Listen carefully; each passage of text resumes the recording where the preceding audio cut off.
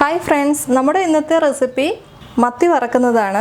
നമുക്ക് എപ്പോഴും കിട്ടുന്ന മീനുകളിലൊന്നല്ലേ മത്തി. അപ്പം മത്തി നമുക്ക് ഈസി ആയിട്ട് എങ്ങനെ നല്ല ടേസ്റ്റി ആയിട്ടും ഫ്രൈ ചെയ്യാൻ നോക്കാം. അതിന് വേണ്ടിയിട്ട് ഞാനിവിടെ ഒരു 6 മത്തി ക്ലീൻ ചെയ്തെടുത്തിട്ടുണ്ട്. അതിൻ്റെ മുകളിൽ കൂടി നല്ലതുപോലെ വരഞ്ഞു കൊടുക്കണം കേട്ടോ. എന്നാൽ മാത്രമേ മസാലയൊക്കെ പുരട്ടി കൊടുക്കുമ്പം മീനിൻ്റെ ഉള്ളിലോട്ടും കൂടി പിടിക്കത്തുള്ളൂ. നമ്മുടെ മീൻ വറക്കുന്നതിന് വേണ്ടിയിട്ട് കുറച്ച് മസാല ആദ്യം റെഡിയാക്കി എടുക്കാം. അതിന് വേണ്ടിയിട്ട് ഒരു 2 ചെറിയുള്ളി, ഒരു പച്ചമുളക്, ചെറിയ വെളുത്തുള്ളിയാണ് കേട്ടോ, ഒരു 5-8 എണ്ണം എടുത്തിട്ടുണ്ട്, ഒരു കഷ്ണം ഇഞ്ചി. ഇത്രയും നമുക്ക് അരച്ചെടുക്കണം. 1/2 ടീസ്പൂൺ മഞ്ഞൾപ്പൊടി, 1.5 മുതൽ 2 ടേബിൾ സ്പൂൺ വരെ മുളക് പൊടി എടുക്കാവേ. ഞാനിവിടെ ഒരു 2 ടേബിൾ സ്പൂൺ എടുത്തിട്ടുണ്ട്. 1 ടേബിൾ സ്പൂൺ നാരങ്ങാ നീര്, 1 ടീസ്പൂൺ ഉപ്പ് അരച്ച് കഴിഞ്ഞതിന് ശേഷം നമുക്ക് നോക്കിയിട്ട് വേണമെങ്കിൽ വീണ്ടും ചേർത്ത് കൊടുത്താൽ മതി. 1 ടേബിൾ സ്പൂൺ വെളിച്ചെണ്ണയും കൂടി ചേർത്ത് കൊടുക്കുന്നുണ്ട്.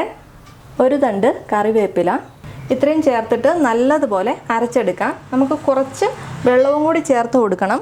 വെള്ളം കുറച്ച് ചേർത്ത് കൊടുത്താൽ മതി. ആദ്യം ഒരു 2 ടേബിൾ സ്പൂൺ ചേർത്ത് കൊടുക്കാം. അരയ്ക്കുന്ന സമയത്ത് പിന്നെ വേണമെങ്കിൽ മാത്രം ചേർത്ത് കൊടുത്താൽ മതി. ഒരുപാട് വെള്ളം ആദ്യം ചേർത്ത് കൊടുക്കരുത്. നല്ലതുപോലെ അരച്ചെടുക്കണം.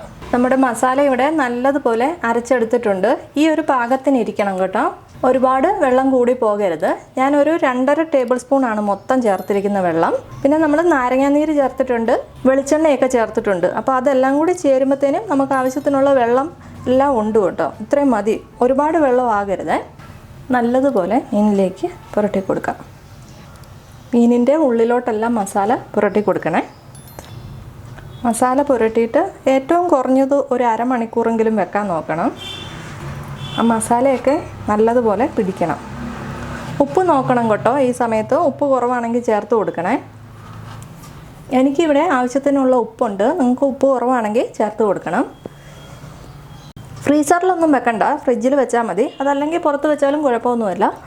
അരമണിക്കൂർ വെക്കാം. മത്തി വറുക്കുന്നതിന് വേണ്ടിയിട്ട് ഞാനിവിടെ ഒരു പാൻ വെച്ച് കൊടുത്തിട്ടുണ്ട്. അതിലേക്ക് ഒരു 2 ടേബിൾ സ്പൂൺ വെളിച്ചെണ്ണ ഒഴിച്ച് കൊടുക്കുന്നുണ്ട്.